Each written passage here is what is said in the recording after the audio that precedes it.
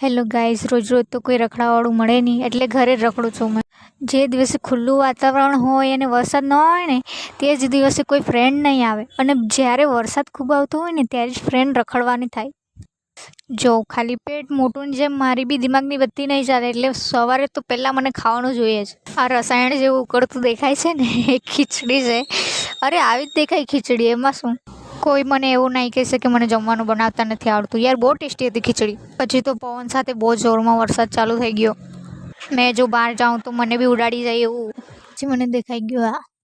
તમને સાચું કહું ને તો મેં આને જોઈને એટલી ભાગી છું ને, પછી આવીને પાછો વિડીયો બતાવ્યો છે મેં. મારી હાલત કંઈક આવી હતી, પણ નાનું તો નાનું, પણ મને તો બહુ જ બીક લાગે સાચું. મારે સાચું આવા દાંત હતા તો મેં મને ફોલો કરતે ના કરતે. હવે મને ખબર છે આવું નહીં કરવાનું યાર. ફોલોમાં થોડી પૈસા જાય છે, કરી દેવાનું ફોલો.